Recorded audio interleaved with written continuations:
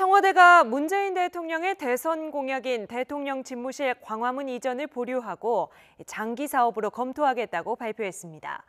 대체부지 확보와 경호 문제 등에 따른 판단이지만 공약을 파기했다는 비판도 나오고 있는데요. 두 분 전문가와 함께 정치권 소식 짚어봅니다. 이현종 문화일보 논설위원, 최진 대통령 리더십 연구원장 모셨습니다. 두 분 어서 오세요. 네, 안녕하십니까. 네. 광화문 대통령 시대 상당히 큰 그림이었는데 현실은 그만큼 따라주지 않은 것 같습니다. 먼저 주제어 보고 이야기 나눠보시죠.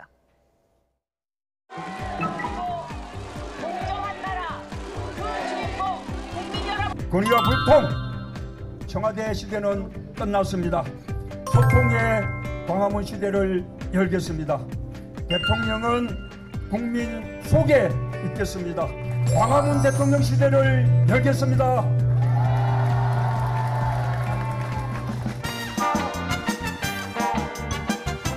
집무실 이전에 대해서는 집무실을 현 단계에서 광화문 청사로 이전할 경우에 청와대 영빈관, 본관, 헬기장 등 주요 기능 대체 부지를 광화문 인근에서 찾을 수 없다는 결론을 내렸습니다. 따라서 청와대 개방과 집무실 광화문 이전은 광화문 광장 재구조화 사업이 마무리된 이후에 장기적인 사업으로 검토하기로 했습니다.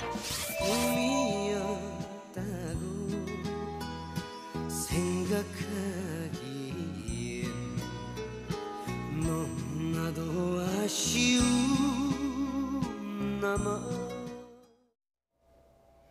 네, 제가 광화문 시대로 기사를 검색을 해보니까 2017년도에 2019년에 광화문으로 집무실을 이전하겠다 이런 기사를 썼었더라고요. 근데 2019년 올해인데 이전 계획이 나온 게 아니라 어려울 것 같다 이런 계획이 나왔습니다. 네, 어떻게 좀 어떤 배경이 가장 크게 작용을 했다고 봐야 할까요? 그래서 이제 모든 대통령들이 사실 청와대를 옮기려고 합니다. 그런데 이제 그 이유가 이제 세 가지인데 하나는 이제 소통을 하겠다, 불통의 모습을 없애겠다는 건데요. 저는 그것도 얼마든지 현직 대통령이 기존에 있는 상태에서 얼마든지 할 수가 있습니다. 사실은 막걸리 마시고 가서 할 수 있고. 네. 두 번째로 이제 청와대를 개방하겠다는 건데 그것도 지금 현재 관람객들이 오고 있는데 이것이 절차 좀 간편화하게 하고 네. 또 숫자를 늘린다면 얼마든지 그것도 해소할 수 있습니다. 이제 세 번째가 중요한 건데 네. 어떤 탈권위의 상징적인 이미지를 보여주겠다라는 게 있거든요. 그런 뜻이 있는데 그것도 사실 대통령이 계속 낮은 자세를 보인다면 해소할 수 있습니다. 그래서 역대 대통령과 참모들이 청와대를 옮기려고 하는 이 세 가지 이유가 사실 실익이 없다라고 해서 저는 사실 후보 시절 때 개인적으로 이제 건의를 했었고 사실상 불가능하다고 봅니다. 저는 그래서 예상대로 지금 발표를 한 건데 저는 좀 아쉬운 건 이 새해 벽두에 굳이 청와대 춘추관에서 문화재청장이 저걸 발표할 필요가 있나? 사실 국민들은요, 저거는 이미 청와대 이전은 물 건너갔다고 생각을 하고 있습니다. 근데 공약을 굳이 이행 못 하겠다라는 것을 그 새해 처음 이렇게 발표를 하면서 굳이 해서 실익이 있나?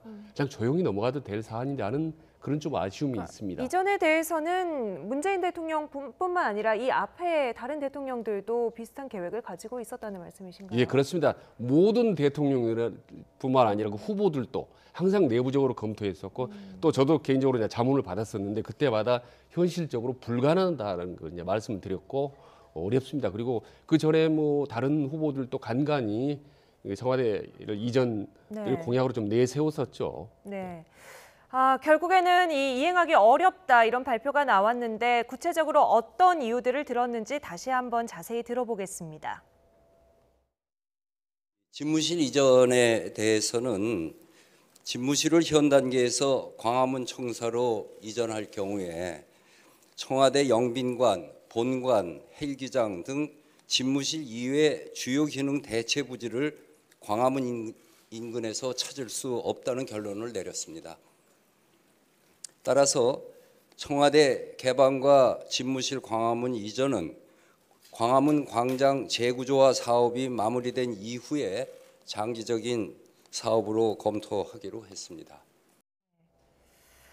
대체 부지를 광화문 인근에서 찾을 수 없다. 이 말은 뭐 광화문 지나가다 보면 무슨 말인지 이해가 되고 광화문 광장 재구조화 사업이 마무리된 후에 장기 사업으로 검토하겠다라고 하는데 이 재구조화 사업이 무엇인가요? 그러니까 이 재구조화 사업이라는 게 지금 서울시장과 함께 하고 있는 건데 사실 광화문 보면 지금 양쪽으로 다 지금 도로가 있지 않습니까? 네. 중간에 광화문 광장을 두고 문제는 지금 현재 정부 종합청사에 있는 쪽을 아예 차를 못 다니게 한다는 거죠. 네. 그걸 하나의 광장으로 만들어서 광화문 같은 경우는 이제 정말 광장의 기능으로 하겠다는 게 이제 서울시의 계획인데 네. 사실은 이게 지금 어떤 면에서 보면 청와대를 옮기겠다는 거하고 굉장히 상충되는 이야기입니다. 네. 그리고 뭐 아까 말씀하셨지만 광화문에 가보면 한 1시간만 돌아다 보면요. 이 공약 자체는 실행될 수 없다는 것은 누구나 다 알 수 있는 거야. 저는 그래서 아쉬움이 나는 게 뭐냐면 네네. 이건 애초부터 이루어질 수 없는 공약인데 왜 지금까지 이렇게 오랫동안 끌어왔는 것인지 어떤 면에서 네. 보면 이게 대통령 공약이기 때문에 결국 이게 계속 위원회를 만들어서 지금까지도 뭐 세금을 들여서 지금까지 연구한 거 아니겠습니까? 이거 연구할 네. 필요도 없습니다.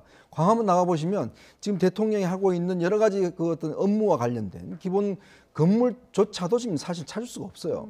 정부 종합청사 지금 가보시면 그 옆에 모두 다 지금 시위 텐트들이 다 지금 차지하고 있습니다. 네. 만약에 예를 들어서 대통령의 업무를 거기서 한다고 그러면 대통령이 움직일 수 있는 공간이 없어요. 네. 도로도 전부 다 좁은 도로거든요. 그러니까 그런 면에서 본다면 물론 공약을 내걸었을 때는 뭐 지켜야 되는 것은 사실이죠. 그렇지만 네. 공약이란 게 대통령이 되고 난 다음에 보면 또 실현 불가능한 공약도 있는 것이거든요. 예. 그렇다면 이런저런 불필요한 논의들을 왜 지금까지 했는지 그 자체가 의문이고 더군다나 지금 뭐 2021년 5월을 목표로 한다는데 이것도 더 불가능합니다. 네. 광화문이요. 광장으로 돼버리면 대통령이 근무하는 곳에서는 100m 이내에 시위를 할 수가 없습니다. 네. 자, 그럼 광화문 광장을 하겠다는 이유는 시민들이 누구나 가서 시위도 하고 뭐 즐기기도 하고 하는 공간을 만들겠다는 거 아닙니까? 그럼 그 공간 안에 대통령 집무실을 두고 그럼 거기에 경호를 하겠다? 이거는 서로 모순되는 이야기거든요. 그렇다면 아예 깨끗하게 이거는 도저히 불가능했습니다. 이거는 뭐 과욕이었습니다라고 그냥 끝내버리면 되는 것이지. 예. 굳이 이렇게 또 토를 다는 것도 또 왜냐하면 대통령 임기가 그때부터는 1년밖에 남지도 않았어요. 그리고 이거 옮기려면 굉장히 오랜 시간이 걸립니다. 네. 그런 측면에서 본다면 이거는 좀 청와대가 진작에 이 문제는 좀 깨끗하게 그냥 끝내서 갔어야 되는데 너무 끌었다. 저는 그런 생각이 듭니다. 처음부터 좀 현실 가능성이 좀 그렇죠. 적은 네. 공약이 아니었던가. 시민들과의 소통을 늘리면서 동시에 대통령 경호를 지킨다는 게 사실 상당히 어려운 얘기잖아요. 네. 문재인 대통령은 이거를 언제부터 공약으로 가지고 왔습니까? 그러니까 이제 박근혜 대통령 워낙 불통의 이미지가 강했고 실제로 이제 소통하는 부분이 많이 부족했기 때문에 네. 어떻게 하면 국민들에게 소통의 모습을 극대화시킬 수 있느냐라고 이제 고민 끝에 이제 사실 그게 나온 겁니다. 예. 그래서 실제로 옮길 수만 있다면 상당히 좋죠. 국민들과 쉽게 접할 네. 수 있기 때문에 좋습니다. 특히 이제 우리가 항상 얘기했던 구중굴걸 같다라고 네. 하고 실제로 청와대 내부에서 국민들하고 대통령과 사이는 물론이고 참모와 대통령과 사이도 멉니다. 아주 네. 거리가 멀기 때문에 밖으로 옮길 수 있다면은 훨씬 더 열린 모습을 이제 보여줄 수 있는데 실제로 현실적으로는 이제 불가능하다는 거죠. 조금 전에 유홍준 청장이 이제 3가지를 얘기했지 않습니까? 예. 마땅한 공간이 없다, 비용이 많이 든다, 또 보안이 또 문제다. 이런데 실제로는 이제 경호 의전 문제입니다. 네. 사실은 우리 이제 분당국가에서 그리고 이제 무엇보다도 아까 말씀드렸다시피 우리 법에 대통령 관저에서 100m 이내에는 시위 집회를 할 수 없다라는 규정이 있습니다. 네. 법 규정이. 근데 중앙청사에 만약에 대통령 집무실에 들어가면요. 아무리 차단하더라도 일반 시민들이 한 50m 이내에 접근하게 됩니다. 그러면 모든 시민들이 다 법규를 위반하게 되는 상황이 예. 발생하게 되는 거죠. 그러니까 애초에 물리적으로 이제 불가능한 일을 사실 이제 공약으로 했기 때문에 그런데 문재인 대통령께서 이제 원래 상당히 좀 결벽적인 이제 이런 부분이 있기 때문에 네. 기왕에 우리가 약속을 지키지 못하면 이것도 국민에게 솔직하게 우리 털어놓아야 되겠다. 그런 선의에서 이제 출발했다고 봅니다. 네, 결벽적인 부분이란 건 이제 뭐 도덕적으로 굉장히 예, 도덕적으로 청렴하게 당장 보여야 된다는. 나는 이건 네. 솔직하게 국민들에게 시인하고 이해를 구하는 선의로 한 거라고 보는 네. 건데 그게 이제 본인에게 또 논란을 네. 또 일으키는 점에서 좀 아쉬운 그렇군요. 부분이죠. 국민들의 시선에서 보면은 애시당초에 공약을 좀 꼼꼼하게 검토하지 않고 졸속으로 내세운 거 아니냐 또는 검토를 했다면 당선용으로 좀 내세운 거 아니냐 뭐 이런 지적을 할 수도 있을 것 같은데요. 그렇죠. 저는 소통이라는 게 공간의 개념이 아니라고 봅니다. 소통이라는 건 내용의 개념이거든요. 결국 왜냐하면 대통령이 아무리 청와대에 있어도 많은 사람들을 불러서 만나고 대화를 하면 그게 소통이 되는 거예요. 네. 굳이 광화문에 있다고 해서 소통이 잘 되고 현재 청와대에 있다고 해서 소통이 안 된다? 그건 아니거든요. 광화문에서도 사람과 안 만나면 소통이 안 되는 겁니다.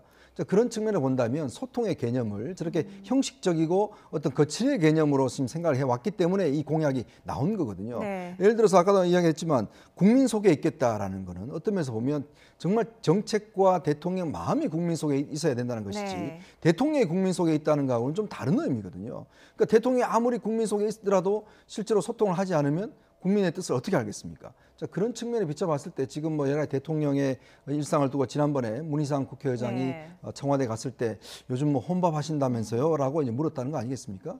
그렇다면 오히려 저는 청와대를 광화문 옮기보다는 현재 있는 청와대에 많은 사람들을 초청해서 기업인들, 여야 정치인들을 초청해서 점심 저녁으로 대통령이 만나고 이야기를 하면서 그게 오히려 소통이 잘 되는 거 아닌가요? 네. 그리고 지금 대통령과 참모들의 어떤 거리가 멀다고 하는데 지금 사실은 비서동에 예를 들어서 대통령이 가서 근무를 하고 있지 않습니까? 그러면 충분히 가까워질 수 있는 것이거든요. 그만큼 참모들을 만나고 장관들을 자주 만나고 한다면 되는 것인데 자꾸 이 개념을 뭔가 형식과 어떤 거칠의 개념으로 자꾸 이제 환산하다 보니까 자꾸 이런 게 나오는 네. 것이거든요. 그렇기 때문에 어떤 정책을 추진할 때도 진짜 내용과 이게 중요한 것이지 자꾸 이렇게 뭘 만들고 어디다 옮기고 네. 사실 어디도 옮기든지 간에 거기 내 사람들이 소통하지 않으면 무슨 소용이 있겠습니까? 예. 그런 면들을 좀 저는 집중하고 싶습니다. 네. 그러니까 이제 대안을 제시했는데 저도 이제 똑같은 생각입니다만은 청와대를 굳이 옮기지 않고도 옮긴 이상의 효과를 거둘 수 있는 대안이 얼마든지 있다는 겁니다. 네. 그중에 이제 대표적인 게 대통령이 현재 이 관저라든 집무실 사용하면서 수시로 이 청사에 가서 회의나 간담회를 하면 되는 네. 겁니다. 그러니까 집무실이 없다 하더라도 지금 광화문 같은 경우는 차로 한 5분, 10분 거리 아니겠습니까? 그래서 지금 현재는 공무원들이나 청와대는 와서 회의를 네. 하게 되지 않습니까? 근데 대신 대통령이 가끔씩 하고 언제든지 일주일에 한 두 번, 세 번씩 갈 수 있고 네. 매일 잠깐 들릴 수 있습니다. 간담회 할 수도 있고 그런 얼마든 대안이 있을 수 있고 그리고 비서동에 지금 집무실이 있지만은 청사에 광화문 청사 내에 임시 집무실 하나 두어서 필요할 때마다 잠깐 네. 갈 수 있는 얼마든 그런 대안이 있기 때문에 당장 새해부터라도 네. 얼마든지 그렇게 할 수 있거든요. 네. 금년부터라도 그러면 훨씬 옮기지 않고도 국민과의 뭐 보통 소통이라면 조금 뭐 상징적인 의미로 지금 국민과 조금 더 가까이 가겠다는 의미에서 또 광화문으로 나오는 이야기를 하지 않았습니까? 예. 그러니까 현재 있는 상태에서 얼마든지 그럴 수 있다는 거죠. 대통령이 많은 사람을 불러들여서 네. 할 수도 있고 직접 본인이 가는 것이 훨씬 더 효과가 극대화될 수 있는 거 아니겠습니까? 네. 밖에 막걸리든 호프든 뭐 아니면은 특히 이제 공무원들이 있는데 회의에 예. 잠깐 자주 가게 되면은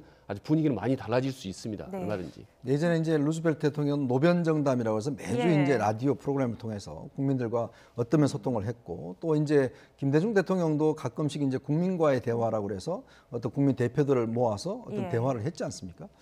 근데 그런 면에서 어떤 면에서 그게 뭐 형식적일 수 있지만 그래도 국민들의 어떤 여론을 듣는 그 장은 됐거든요. 사실 네. 대통령이 많은 수에 있는 사람들 앞에 가서 대화할 수는 없는 거 아니겠습니까? 네. 그렇다면 지금 사실은 문재인 대통령이 저는 하나의 문제점이 일단 기자회견도 그렇게 자주 하지 않습니다. 언론과 인터뷰도 하지 않습니다.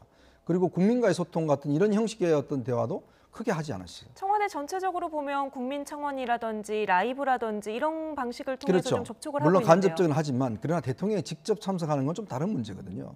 그렇다고 한다면 대통령이 예를 들어서 뭐 YTN이 주최하는 그런 국민과의 대화에 대통령이 참석을 해서 국민의 여론을 듣고 답한다든지 네. 뭐 이런 것들을 정기적으로 한다라면 오히려 더 국민들하고 소통이 더 잘 되지 않을까.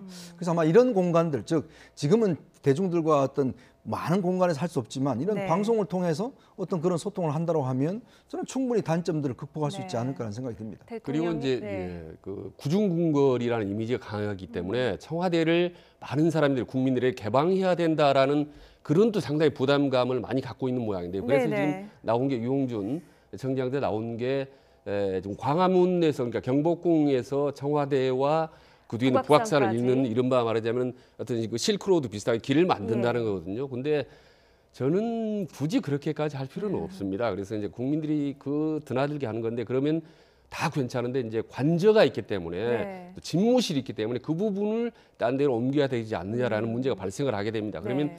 그 실크로드 하나 만들어 놓고 관저를 옮기는 이 부분이 또 많은 불편과 혼란을 초래할 수 있거든요. 그래서 지금 이 상태에 충분히 놔두고 굳이 국민들이 쭉 길을 지금 화면에 나온 길을 가지 않더라도 네. 접근성과 또 면담의 기회라든지 이런 걸 좀 늘리면 확대하면 얼마든지 그 버금가는 효과를 거둘 수 있다고 봅니다. 아무래도 뭐 공약이 무산됐다고 발표를 하기보다는 제가 못 나가니까 뭐 국민들이 들어올 수 있게 하겠습니다. 이런 의미로 저런 방안을 또 검토를 하고 있는 것 같은데요.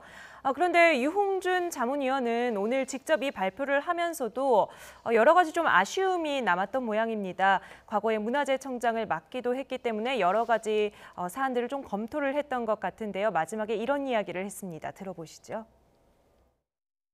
풍수상의 불길한 점 이거를 생각을 할 적에는 옮겨야 되는데 이것이 현 대통령이 그것을 다 해가지고 만들어 놓고 자기는 안 살고 다음 사람 보고 여기 살아라 하고 이렇게 넘겨주는 것은 논리에 맞지도 않기 때문에 그렇다고 해가지고 이게 문제가 있으면서 그냥 우리는 이제 끝나면 그만이다 하는 식으로 갈 수도 없기 때문에 저희들은 그거에 대한 합당한 안은 어찌됐든 수용되든 안 되든 안은 만들 계획입니다.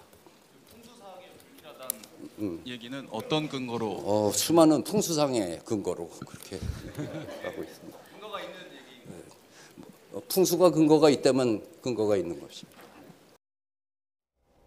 네, 실제로 청와대 뭐 풍수지리 관련한 논란이 있습니까?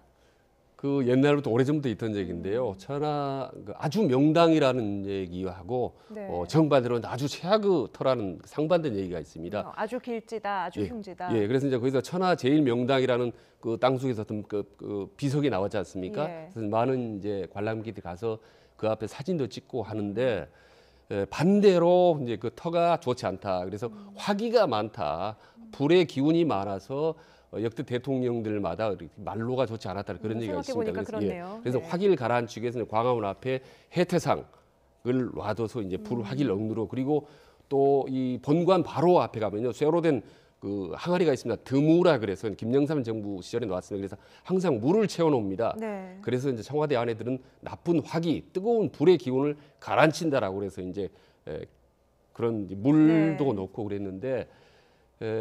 그건 이제 오랫동안 내려온 얘기지만은 문화재청장이 이제 공개적인 자리에서 풍수 얘기를 하다 보니까 더 오히려 네. 관심도 또 하고 또 묘한 네, 노래도 워낙 뭐 경복궁이랑도 가깝고 역사적으로도 여러 가지 상징적인 의미가 있으니까 아마 저런 이야기까지 나온 것 같은데요. 근데 예를 들어서 지금 뭐 일단 일반적인 그 가정집이나 뭐 이런 데서 이제 풍수라는 것들이 이제 뭐 다 어느 정도 통용이 되고 또 뭐 사용하면 모르겠습니다만은 그러나 대통령의 관저와 대통령 집무실을 풍수 지리의 어떤 근거로 삼아서 이동을 한다. 이거는 조금 저는 논란이 있을 것 같아요. 왜냐하면 풍수라는 게 물론 뭐 어느 분들은 믿는 분도 있고 안 믿는 분도 있겠지만 그러나 어떤 대통령의 집무실과 대통령의 청와대를 움직이는 것을 과연 풍수지로 움직이는 것 자체를 과연 그러면 우리 정부가 한다? 이런 거 과연 어떻게 볼 것인지 이거는 좀 다른 문제거든요. 그래서 물론 유영준 지금 자문위원 같은 경우는 물론 본인의 어떤 풍수지리라는 신념이 있겠지만 그러나 이거를 또 공식화하고 이거를 근거로 삼는 것은 저는 좀 다른 차원의 문제라고 봐요. 그렇기 때문에 대통령의 관저가 풍수적 문제가 있기 때문에 옮겨야 된다라고 한다면 그러면 지금 대통령이 사고 계시는데 문제가 있다고 이야기를 하면 이게 상당히 좀 문제가 되지 않습니까? 그러면서 보면 좀 전 적절치 않는 지적이 아닌가 싶습니다. 네. 저는 어쨌든 한 말씀만 드리면은 어쨌든 천만다행이라고 생각합니다. 대통령이 공약을 지키겠다가 무리하게 청와대 일부를 옮긴다든가 해서 불필요하게 어떤 혼란이나 이런 것을 이야기하는 것보다는 깨끗하게 시인하고 옮기지 않는 것이 그나마 저는 다행이고 잘했다고 봅니다. 네, 뭐 다소간의 실망을 피할 수는 없겠습니다만 어쨌든 간에 처음의 마음이었죠. 국민과의 소통을 확대해 나가겠다. 이 약속만큼은 계속해서 청와대가 좀 지켜줬으면 좋겠습니다. 인적 개편 얘기로 넘어가 볼까요? 당초 예상했던 것보다는 개편 시기가 빨라진 것 같은데 어떤 이유를 좀 꼽아볼 수 있겠습니까? 그렇습니다. 원래 뭐 제가 예상한 한 2월 달쯤, 3월 달쯤으로 예상을 했거든요. 왜냐하면 이제 그게 내년 총선의 어떤 한 1년 정도 앞선 기간 그리고 이제 지금 청와대 총선에 나갈 수 있는 비서관이나 수석들이 꽤 많습니다. 그러면 청와대 개편을 하는 게 어떤 필요할 보는데 아마 이렇게 앞당겨진 이유는 지난 연말 일단 지지도가 상당히 좋지 않았습니다. 이제 그런 측면도 있고 또 하나는 청와대 내부에서 여러 가지 이제 구설수가 많이 나왔지 않습니까? 이제 그러다 보니까 뭔가 어떤 전국의 반전의 어떤 그런 모멘텀이 좀 필요하다는 게 아마 여권 내 중진들이 상당히 건의를 많이 한 것 네. 같아요. 왜냐하면 지금 청와대가 쓸 수 있는 카드란 게 뭐 딱히 지금 인사 말고는 그게 없습니다. 경제적인 상황이 그렇게 갑작스럽게 좋아질 일도 없는 것이고 또 네. 청와대에서 지금 있나고 여러 가지 일들 논란 자체가 뭐 한순간에 또 없어질 수는 없는 거 아니겠습니까? 그러면 뭔가 청와대 내부에 좀 쇄신이 필요하다라는 네. 측면들은 있은 것 같고 그걸 좀 앞당길 필요가 있다. 네. 또 당사자들이 일단 지금 임종석 실장도 이게 사실 비서실장은요 하다 보면 1년을 넘기기가 힘듭니다. 왜냐하면 육체적으로 굉장히 힘든 예. 자리예요. 사실 뭐 대통령을 모신 것뿐만 아니라 청와대 전체 비서들을 통과를 해야죠. 사실 우리가 뭐 청와대 정부라는 이야기가 있지 않습니까? 네. 청와대 가지는 무게감이 굉장히 큰 것이거든요. 그렇기 때문에 아마 뭐 지금 임 실장 본인도 지금 굉장히 힘들어하는 상황이기 때문에 네. 아마 이걸 좀 빨리 앞당겨서 어떤 좀 전체 국정 운영의 어떤 전환의 계기로 삼아야 되겠다. 아마 그런 판단을 내린 것 같습니다. 네. 그래서 지금 제일 뚜렷하게 뭐 교체 인사까지 거론이 되는 게 임종석 비서실장 자리죠. 네, 그렇습니다. 아까 말씀드렸다시피 역대 대통령들의 비서실장을 보면 평균 한 1년 2개월 정도 됩니다. 근데 네. 지금 1년 9개월 가까이 임종석 실장을 했기 때문에 오래 한 편이라고. 예, 몇 번째 손에 꼽는 이제 장수 비서실장인 셈입니다. 근데 그렇기 때문에 충분히 교체할 시점이 됐고 또 하나는 이제 야당으로부터 상당히 그동안에 어떤 청와대나 대통령 공개가는 타켓 네. 어떤 핵심 인물로 됐던 부분이 상당히 부담 요인으로 작용할 수 있고 그리고 이제 지금도 나옵니다만 이제 총선 출마설이 나도는데 다른 청와대 수석들 같은 경우는 지역구가 대충 정해져 있습니다. 근데 임종석 실장 같은 경우는 아직 전혀 지금 오림무중이거든요. 어디로 출마할지. 네네. 과거에 전남 얘기도 나왔고 서울 얘기도 나왔는데 그러니까 비서실장이 빨리 지역을 정해야 총선에 대입할 수 있기 때문에 좀 먼저 나가서 그런 부분에 좀 정치적으로 활동하는 게 유리하다. 이런 부분도 좀 대통령이 좀 고려해 준 건 아닌가라는 생각도 듭니다. 네. 후임으로 가장 유력하게 거론되는 인사는 지금 노영민 주중대사인데요. 네. 거의 뭐 확정적이라고 볼 수 있을 정도인가요? 일단 노영민 대사 같은 경우는 사실은 이제 2012년 대선 때 비서실장을 했고 지난 대선 때는 이제 조직본부장을 했었거든요. 네.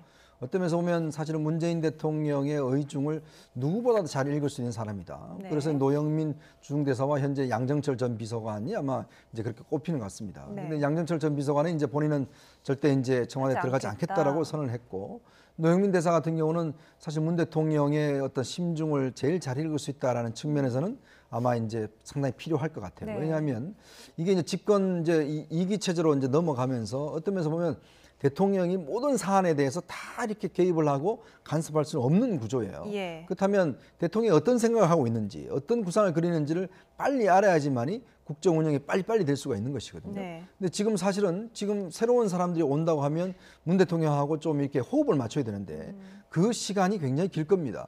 그런 측면에서 본다면 당장 들어와서 어떤 운영을 할 수 있게끔 비서실을 할 수 있게끔 할 수 있게 해서는 네. 사실 노영민 대사만한 사람이 없죠. 네. 그런 측면에 본다면 지금 제가 볼 때는 뭐 거의 부동의 현재 어떤 그 비서실장이 아닌가라는 생각도 듭니다. 네, 저희가 그래픽에 조윤재 주미대사, 뭐 정동재 전 문화관광부 장관 등도 함께 보여드리긴 했습니다만 확실히 유력한 모양이죠. 지금 내정설이 언론에 이제 쫙 나오기 시작하는데 저는 좀 마지막까지 한번 지켜볼 필요가 있다고 봅니다. 왜냐하면요, 우리나라 대통령 역대 대통령 쭉 비서실장의 흐름을 보면요, 예. 1기가 관령일 경우에는 2기는 대개 실세형인 경우가 많습니다. 예. 예를 들면은 김대중 정부 때 김중건 1기, 2기는 한광호, 그 다음에 박근혜 정부 때도 1기는 허태일금, 2기는 김기춘으로 이렇게 넘어갑니다. 예. 반대로 1기가 실세형 비서실장이면 2기는 관리형 비서실장으로 네. 넘어갑니다. 노무현 대통령 때 1기가 문희상 비서는 실세형 있지 않습니까? 그럼 2기는 김우석 김우식 연세대학교 총장입니다. 그래서 요번에도 1기 임종석 비서실장이 실세형이기 때문에 2기로 넘어가면서 관리형이 되지 않을까라고 생각이 있었습니다. 그 대표적인 인물이 고려대학교 염재호 총장이 거론되더라고요. 그래서 네. 노무현 정부 때도 2기 연세대 총장이었는데 요번 문재인 정부 2기는 고려대 총장인가?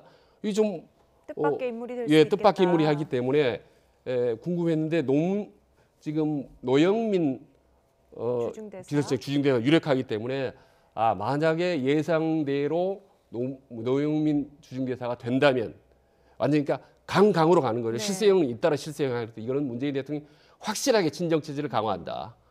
그러니까 어떤 분위기의 쇄신보다는 분위기의 강화다. 예. 강공 그렇게. 드라이브를 밀고 나가겠다는 그 의지의 표현으로 저는 해석하고 할 수 있다고 봅니다. 네, 일단 정치권에서 가장 유력하게 보는 인물이 노영민 주중대사인 건 맞습니다. 민주당 30 의원이 노 대사에 대해서 굉장히 치켜세우고 있는데요. 직접 들어보고 오시죠. 갑자기 뛰어올랐네요. 노영민 대단한 사람이죠. 저 개인적으로 참 좋아하는데 나이는 저보다 몇 살 어립니다만은 친구로 지내죠. 과거에 민주화운동을 아주 참 대차게 했고 시인이고요. 미술에도 해박해요. 그러니까 화집에 대한 해설서도 내고 그랬는데 지난번에 시집 낸 게 그게 억울하게 무슨 돈 받고 했대래 가지고 그래서 출마도 못 하고 그랬는데 대단히 유능한 사람입니다. 이 노무현 대통령 선거 때는 실질적인 지휘를 했죠. 그런데 이제 노무현 대통령이 중국과의 관계가 대단히 중요하다 생각하고 자신이 가장 아끼는 사람을 중국 대사로 내보낸 거죠. 네. 민주화 운동도 했고 시인이고 그림도 해박하고 극찬을 했습니다. 지난번에 그 시집 이거는 네, 카드 단말기 놓고 이제 시집 팔았다 해서 문제가 됐던 그 부분인데 이 부분이 뭐 결격 사유가 된다던가 하지는 않을까요? 일단 지금 두 가지죠. 사실은 이제 시집 강매 부분하고 이제 아들 그다음 인턴 국회 인턴 문제가 이제 예전에 한번 논란이 됐었습니다. 뭐 이거 자체가 제가 볼 때는 아마 결격 사유는 안 될 거고 사실 이제 노영민 대사 같은 경우는 원래 옛날 노동운동을 하면서 또 이제 본인이 뭐 직접 용접할 줄도 알아요. 그만큼 이제 했고 또 여러 가지 예술 방면에도 일가견이 있고. 근데 이제 아마 문재인 대통령과 이제 호흡을 맞추면서 사실 이제 이끌어 왔기 때문에 그런 측면에서는 문 대통령 굉장히 가깝고 또 하나는 지금 현재 이제 지역구가 원래 그 지역구를 이제 옛날에 불출마 선언을 하면서 현재 도종환 장관한테 넘겨주고 왔습니다. 근데 이제 도종환 장관 이제 예를 들어 지금 본인이 지난번에 한번 아들 결혼식 때문에 한번 들어온 적이 있거든요. 그래서 뭐 혹시나 출마하는 게 아닌가라고 이야기를 나왔었는데 아마 본인 입장에서 보면 다시 그 지역구 가기는 좀 힘들지 않겠는가라는 생각이 들어요. 그래서 아마 지금 우영근 대사는 아마 다음에 출마할 가능성이 높습니다. 근데 지금 노영민 대사는 다음에 출마보다는 그냥 일단 뭐 정무직이나 이런 걸 쪽 갈 가능성이 본인 스스로 높은 것 같아요. 아마 이제 노영민 대사는 앞으로 이제 국회의원보다는 좀 지방자치단체장 쪽으로 좀 방향을 설정한 것 같거든요. 그렇다고 한다면 일단은 현재로서는 노영민 대사가 일단 총선 출마를 하지 않는다면 비서실장으로서 가장 적합하죠. 왜냐하면 이제 비서실장을 하게 되면 총선 출마를 못 하게 되니까 아마 그런 가능성 본다면 저는 뭐 노영민 대사가 여전히 유력한 거 아닌가라는 생각이 듭니다. 그 밖에 민정수석이라든지 다른 자리는 어떻게 유력하게 거론되는 인사들 누가 있을까요? 지금 민정수석은 조국 수석은 거의 이제 유인적으로 가닥을 잡은 것 같습니다. 400개역이나 여러 가지 필요사항이 하기 때문에 그래서 지금 정무수석이 지금 정무수석. 거의 교체가 유력하게 거론되고 있고 이제 후임자도 강기정, 이철희 의원 이제 거론됩니다만은 언론은 상당히 강기정 전 의원이 이제 좀 많이 유력한 걸로 봅니다. 지난번 인사 때도 정무수석 유력하게 거론되고 이미 검증까지 다 마쳤다고 그런 얘기가 나오거든요. 그래서 이제 삼선 의원 출신인데 만약에 강기정 의원이 된다면은 노영민 의원하고 그러니까 삼선 비서실장의 삼선 정무수석이 되는 거고. 둘 다 삼선이군요. 예, 그렇습니다. 그다음에 노영민 의원 같은 경우는 또 과거 문재인 대통령 비서실장 출신이고 또 강기정 의원 같은 경우는 과거 또 대표 시절에 어떤 정책위원장이었기 때문에 문재인 대통령 입장에서는 호흡도 맞고 또 중진 의원인데다가 또 이 친문 핵심들을 연결 고리가 있기 때문에 아주 여러 가지로 이제 유리하죠. 문재인 대통령 입장에서는. 다만 이제 이철희 의원 같은 거 되면 현역 의원 비례 의원이기 때문에 비례 의원들을 이제 사퇴해야 된다는 그런 이제 부담이 있기 때문에 아마 좀 고민스럽지 않을까라는 생각을 듭니다. 네. 그리고 국민소통수석에는 김성수 의원 그리고 지금은 김의겸 대변인이 물만 올라 있네요. 일단 이제 윤영찬 수석이 본인이 일단 처음에 들어갈 때부터 본인은 뭐 그렇게 오래 하지 않겠다라는 걸 아마 이야기를 했었고 그리고 아마 이제 다음 총선 출마도 아마 본인이 생각하고 있는 것 같아요. 그렇다고 한다면 지금 이제 국민소통수석을 아마 후임자가 이제 결정될 것 같은데 김성수 의원은 이제 MBC 보도국장 출신이죠. 그리고 이제 비례대표했고 옛날에 이제 김종인 대표 시절에 이제 그때 사실은 이제 대변을 했지 않습니까? 그래서 아마 이제 그런 측면도 있고 또 김의겸 대변인은 현재 이제 대변인이기 때문에 이제 유력한데 근데 최근에 이제 여러 가지 뭐 일단 대변인 관련해서 좀 여러 가지 구설이 좀 있었죠. 아마 그런 것 때문에 이제 그런 게 조금 문제가 될 수가 있겠고 문제는 또 김성수 의원도 사실 오게 되면 이 의원직을 버리고 와야 되지 않습니까? 뭐 그런 것들이 아마 좀 부담스러울 것 같습니다. 네, 정의용 국가안보실장은 어떻습니까? 유임 이야기가 나오던데요. 한때 교체 얘기가 나왔다가 이제 중국 유임 쪽으로 크게 많이 기우는 네, 분위기입니다. 아무래도 북한과의 관계 때문일까요? 예, 그것도 이제 이 북한 문제의 일관성도 있고 또 하나는 이제 청와대가 3실장 체제 아닙니까? 비서실장, 정책실장, 안보실장인데 두 사람이 바뀌는데 세 실장이 전체가 바뀔 경우에 네. 좀 업무의 연계성이라는 좀 부담된다. 네. 그래서 남북 관계도 정상회담 문제도 바로 임박해 있기 때문에 한번 그 유임 쪽으로 그게 좀 가닥이 잡힙니다. 만약에 거쳐가 될 경우는 이제 서훈 국정원장이 이제 후임자로 거론이 되고 있는 상태입니다. 네, 지금은 그러니까 정의용 안보실장과 조국 민정수석은 그대로 자리에 있을 가능성이 높고 나머지 참모진에 대해선 두 자릿수 정도 개편 이야기가 나오고 있습니다. 그런데 박지원 민주평화당 의원이요, 이전에 국민들에게 감동을 주는 대대적인 인적 개편을 기대한다 이런 이야기를 했었거든요. 그런데 오늘 이 나온 이야기들을 보고 찔끔 개편하면 안 된다 이런 이야기를 했습니다. 좀 자세히 보실까요?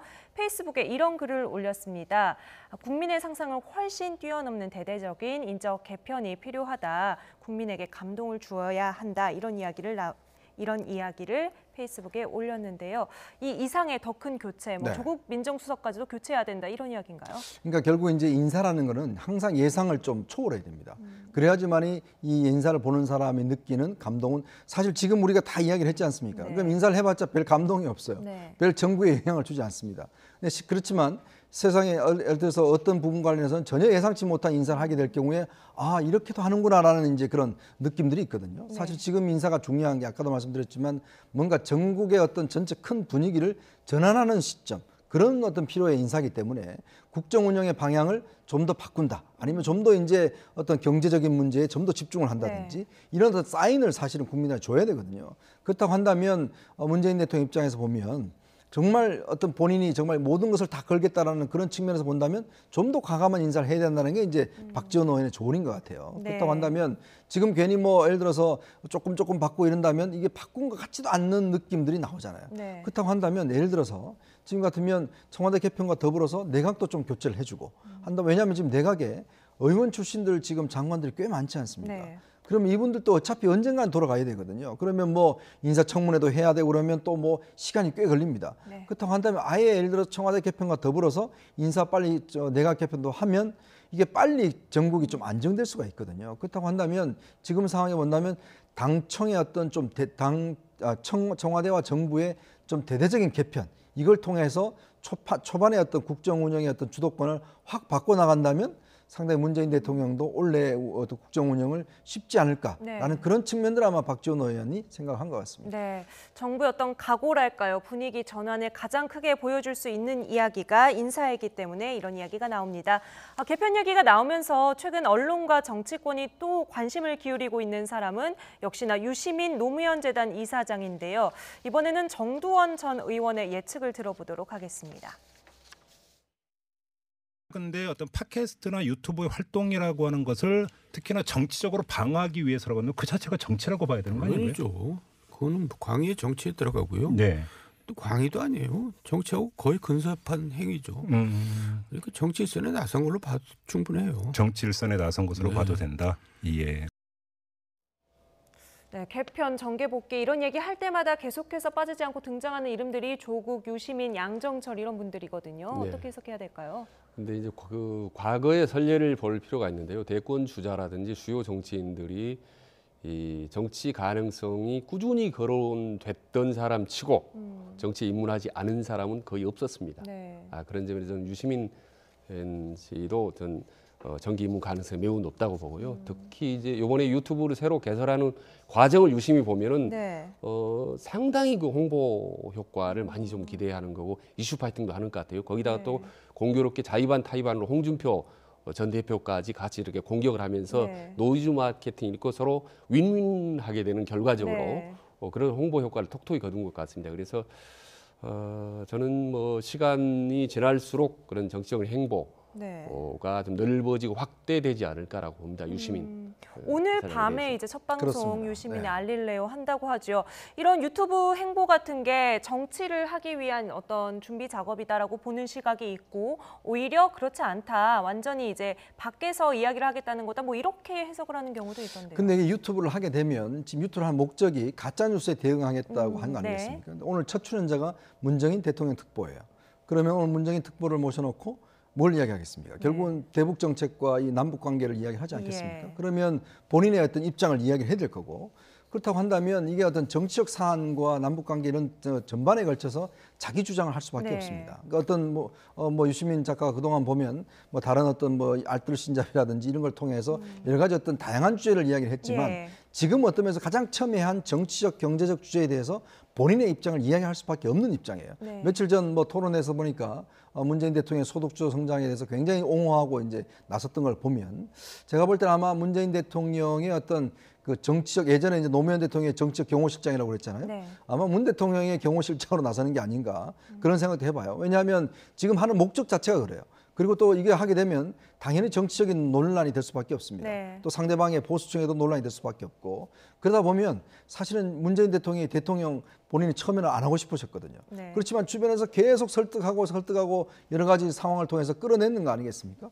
그렇다면 유시민 전 작가도 마찬가지죠. 네. 또 지금 또 여권의 주자가 지금 원래 많았던 주자가 그렇게 사라지고 없습니다. 예. 아시겠지만 그런 상황에 비춰본다면 아마 이런 걸 통해서 이 내부 결집 즉 친노 친문 세력이 결집이 되고 한다라고 한다면 저는 뭐 당연히 이거는 정치의 한 과정이 아닌가라는 생각이 듭니다. 네. 그 실제로요 종편 TV라든지 1인 방송이나 SNS를 보면은 정말 보수의 논리들이 강화되고 그것이 물결처럼 밀려옵니다. 그러면 아마 청와대나 혹은 뭐 당 입장에서도 유시민 이사장한테 충분히 SOS를 네. 좀 칠만 하지 않나라고 예, 짐작을 해봅니다. 알겠습니다. 다음 주에 발표될 청와대 인적 개편, 바뀐 사람들 속에서 자리를 지키는 조국 민정수석 그리고 바깥에서 지원 사격을 해줄 유시민 이사장이 어떤 역할을 할지 함께 지켜보도록 하겠습니다. 이번에는 다음 주제로 넘어가죠. 무소속으로 활동했던 이용호 송금주 의원이 더불어민주당에 입당하겠다고 발표를 했죠. 하지만 큰 암초를 만났습니다. 주제요 보고 오시죠.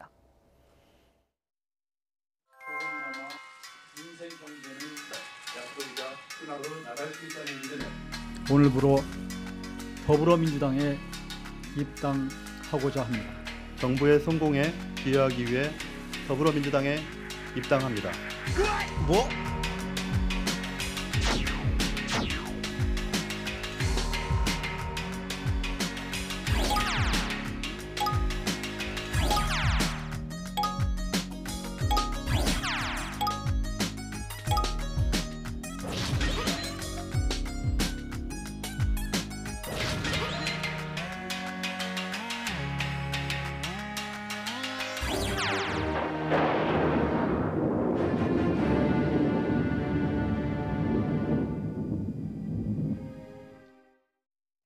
네, 최재성 의원이 아예 입당 신청을 철회해달라 이렇게 공개적으로 목소리를 냈습니다. 최재성 의원님은 사선 중진이고 친문 핵심인데 일단 어떤 이유 때문에 반대하는지부터 좀 짚어주실까요? 일단 이제 이렇게 당적을 옮기는 것 자체 이거에 대해서 이거는 이제 구태 정치를 우리가 왜 반복할 필요가 있는가라는 네. 측면과 함께 이는 국민들한테 심판받은 거기 때문에 뭐 이 당적을 옮기면 안 된다는 측면 또 하나 이제 아마 내부적인 의미는 지금 현재 이 지역에 또 다른 분들이 뛰고 계세요. 네. 그러면 예를 들어서 이렇게 들어올 경우는 이제 이분들이 어떤 나중에 공천을 어떤 약속받고 들어오지 않겠습니까? 지역구의 원외 그렇죠. 위원장들. 그렇게 될 경우는 이게 내부적으로 그동안 그러면 고생한 사람들은 뭐냐? 네. 외부에서 뭐 당을 나갔다가 한 사람들이 들어와서 다시 공천을 받고 한다라면 이거는 좀 원칙에 맞지 않지 않느냐? 이제 네. 이런 어떤 의미 때문에 이제 지금 반기를 든 것인데 원래 이제 이해찬 대표도 똑같은 측면에서 이제 반대를 해왔습니다. 예. 근데 이게 입장이 바뀐 게 뭐냐면 사실 이제 국회가 이렇게 진행되어 오면서 여당이 지금 소수 여당이다 보니까 어떤 면에서 보면 지금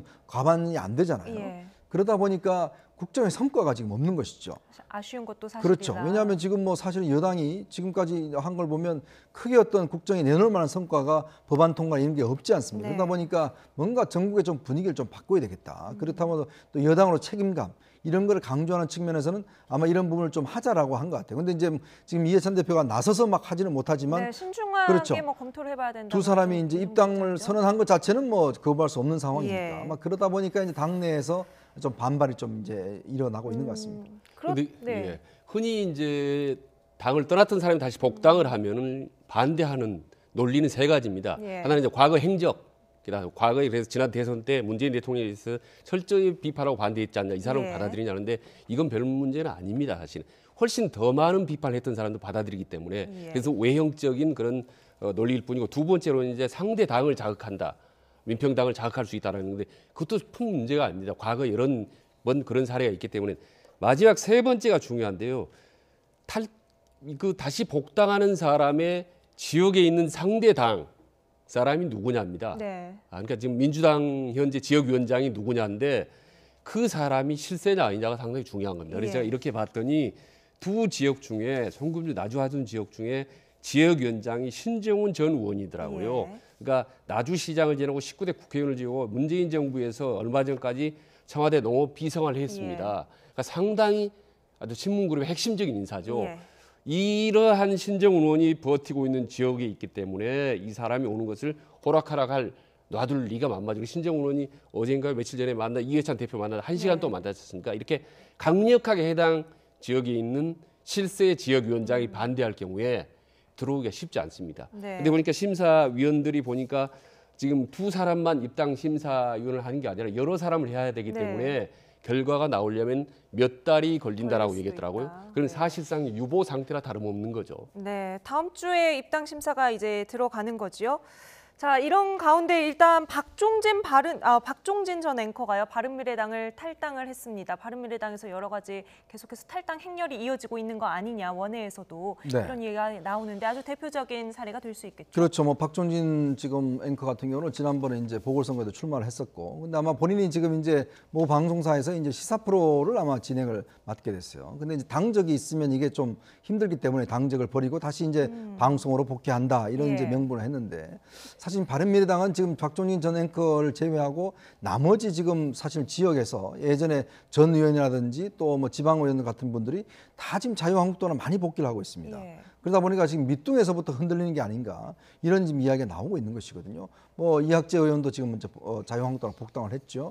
그리고 이제 아마 이게 지금 이제 그 정계 개편, 정치개혁, 지금 현재 선거구제 개편, 예. 이게 지금 이루어지지 않는다고 한다면 저는 상당수의 의원들이 다시 한번 자유한국당으로 올라갈 가능성. 지금 이제 2월달에 자유한국당 전당대회가 있지 않습니까? 네. 아마 그걸 기화로 해서 상당히 흔들릴 수 있는 가능성이 있는 것 같아요. 그러다 보면 당에서 이렇게 하나씩 빠져나가면 바른미래당도 보면 상당히 어려운 국면으로 가는 것이 아닌가. 아마 그 대표적인 케이스가 지금 사실은 박종진 전 앵커의 탈당인 것 같습니다. 네. 지금 3월 정계 개편설이 바닥에 나돌거든요. 네. 그래서 지금 많이 물밑으로 여의도는 많이 움직임이 있습니다. 네. 그래서 정치적으로 이제 감이 빠른 이제 박종진 씨라든지 저런 사람들은 이미 그걸 간파하고 빨리 먼저 행동에 나선 게 아닌가, 이제 그렇게 봅니다. 3월 정계 개편설에 지금 나오고 있는 뭐 대략적인 윤곽이랄까요? 어떻게 좀 봐야 됩니까? 그 보면 우선은 자유한국당 같은 경우는 어떤 형태로든지 깨질 가능성이 높다고 봅니다. 예. 실제로 자유한국당 내부에서도 그렇고요.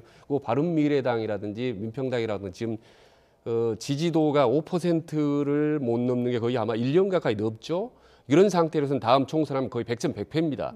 그런 상태에서 현역 의원들이나 지역위원장들이 남아있을 이유가 없어지는 거죠. 예. 그렇다면 민주당을 뺀 나머지 세 개의 정당이 깨지거나 흩어지나 해체할 경우에 이 민주당도 그 여파로부터 자유로울 수는 없죠. 일부가 떨어져 나갈 가능성이 있습니다. 네. 그럼 자연스럽게 정계 개편이 아마 기존에 있는 양강구도, 현재는 양강구도 아니겠습니까? 그래서 또다시 3자 구도, 3강 구도로 갈라질 가능성이 좀 높다고 봅니다. 네, 마지막으로요. 네. 앞서 최재성 의원이 지적했던 것처럼 이런 식의 정치권의 이합집산, 상당히 구태 정치고 국민들의 입장에서는 불쾌한 정치다라는 지적에 대해서는 어떻게 좀 평가를 해볼 수 그렇습니다. 있을까요? 원래 우리 정치라는 게 뭐 의원들이 이제 있다 보면 사실 총선의 어떤 민의와는 다르게 정당을 옮기고 하는 거, 이게 상당히 문제겠죠. 네. 그러나 저는 좀 더 근본적인 이유는, 그 근본적인 국민들의 불만은 뭐냐면 좀 정치를 잘해주는 겁니다. 자, 여당이 예를 들어서 지금 뭐 여러 가지 이념 문제를 가지고 구태 그러는데 사실 이 구태보다 무능한 게 더 구태거든요.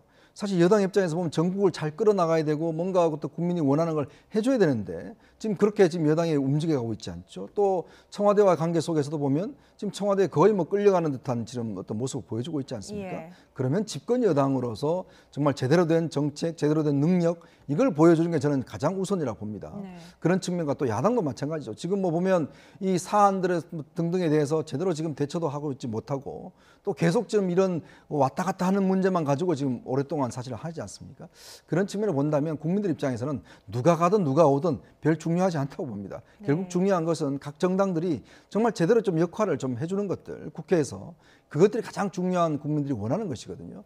그런 좀 민의를 읽는다고 한다면 이렇게 누구 내 지역구 뭐 내 지역에 누가 온다 반대하는 거 이런 것보다는 올 한 해만큼은 좀 더 국민들한테 뭔가 성과물을 보여줄 수 있는 국회, 이게 된다고 한다면 저는 그게 국민들의 가장 큰 선물이 아닌가.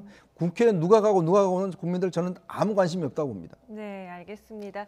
오늘 금요일이니까요. 예. 이번 한 주 김태우 수사관 또 신재민 전 사무관의 기자회견과 잠적 여러 가지 사건들로 정쟁이 상당히 많았거든요. 네. 다음 주 국회에서는 좀 이런 식으로 좀 활로를 좀 찾아서 예. 국민들에게 좀 활기를 줄 수 있는 국정 운영을 했으면 좋겠다. 이런 그렇습니다. 이야기를 예. 한마디 해주시죠. 지금 뭐 아시다시피 소용돌이 치고 있는 국면인데요. 서서히 지금 구정이 다가오고 있지 않습니까? 그런데 구정 민심이라는 용어가 아주 정치 용어화 됐을 정도로 구정의 즈음에 국민들이 어떻게 생각하느냐가 상당히 그 한 해 민심 흐름을 좌우합니다. 그런 점에서 이제 이번에 당장 있을 청와대 개편하고 또 있을 가능성이 높은 내각의 개편 네. 여부에 따라서 2019년도 금년에 문재인 대통령에 대한 국민들의 평가, 민심 이런 부분들이 아주 확연히 달라질 거라고 봅니다. 네, 알겠습니다.